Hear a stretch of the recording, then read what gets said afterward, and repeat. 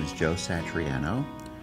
I am a trustee of a foundation which was established 6 years ago, the Susan Satriano Foundation. Sue was a Brighton Beach girl in Brooklyn. I was a Canarsie kid. We wanted to be high school math teachers. We were a match truly made in heaven. When you're struck with cancer, you have a couple ways to handle this. You could either bury your head under the covers and never see the light of day, or you could take your situation and go with it. That's what Sue and I did. She didn't ever think this, but she was truly a role model for a lot of people. I started the foundation for a number of different reasons. One was because my life was going nowhere fast, and I was truly lost without Sue. I always thought back to being a teacher, as Sue and I were, and we always helped kids one way or another. And I decided that, I no longer teach, but maybe I can help kids another way. And I started the Susan Satriano Foundation 6 months after she died. And that's when I gave out my first scholarships. I wrote a book, In Sickness and in Health, a memoir of love, an inspirational tale about how Sue and I lived our life to the fullest, despite the fact that there was cancer. The book truly, I say to people, is not a book about loss, even though you know the ending of the book.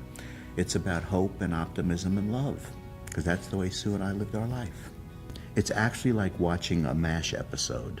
It could make you laugh, it could make you cry in the same scene. People enjoy hearing how Sue and I took this tragedy and moved forward with it.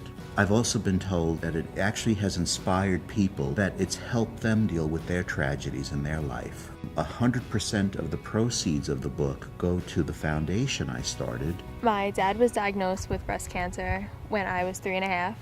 Watching him go through chemotherapy and the different treatments was difficult, but he had a great oncologist, and my family was always there, so we got through it.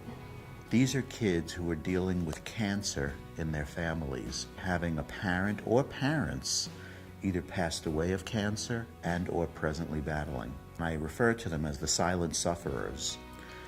They truly are not noticed. I knew right away that I wanted to help these kids who are high school seniors going to an accredited college in the fall, but unfortunately had a parent who's either passed away of cancer and or presently battling. It touched me, as well as my wife and my son and my daughter, that for what she went through, she was appreciated. And I'm very happy for this. The foundation's been around now for 6 years, and I'm so proud to say that I've helped 130 kids with over $130,000.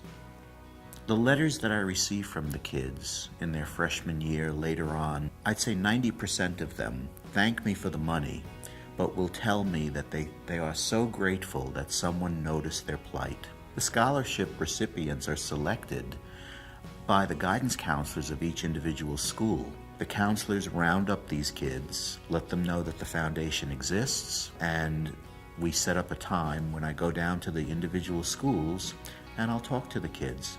The day I received the scholarship, I met with Joe, and he told me that I was the recipient. And we just talked. He could definitely relate because although it wasn't his dad going through the cancer, his wife, he watched her suffer, and so we could relate on watching a loved one struggle with cancer. It's just amazing the stories that they tell you and how difficult life has been, not having a parent or having to maybe take on a job now because their mother or father are no longer there in the house. Although people say that they know what you're going through, they've never actually lived it. And meeting someone like Joe was reassuring that you can move on. They may have to take their parent to a chemo treatment or cook or clean. Whatever it is, it takes away from what they really should be doing at that time in their life. Being awarded this scholarship makes me really happy because I was recognized for something that I really didn't do, but something that I lived through. And knowing that I can be rewarded for something that was a struggle is reassuring. I've gotten responses from kids telling me that because of the foundation, they are actually now changing the way they look at things, how they are helping in their own college community in whatever way, shape, or form they can. And they give the foundation a lot of credit for changing their attitude about things. I do attend every awards assembly that I can physically get to. It's many times at that awards assembly, after the assembly's over, that I can actually meet the parent or parents, which is very important for me. When I found out Shannon got Joe's scholarship, it was the night that she received it. Shannon wanted to surprise me, and I can't tell you that I didn't get choked up. I couldn't have been happier. The scholarship has helped me because it is paying partially for my first semester as a freshman, and every little bit helps because college is so expensive.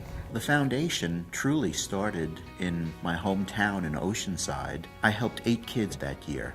It has grown in leaps and bounds to the point where now it's not only helping 24 districts on Long Island, but it's also helping kids in Montana and Texas and Florida, upstate New York, Pennsylvania, New Jersey.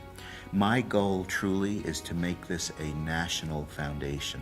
I think about other organizations, like the Susan G. Komen Foundation, for example, which started as an idea on someone's kitchen table. If it could happen to them, maybe it could happen to the Susan Satriano Foundation. Because unfortunately, these kids exist all over the place. And you want to reach out and help everybody.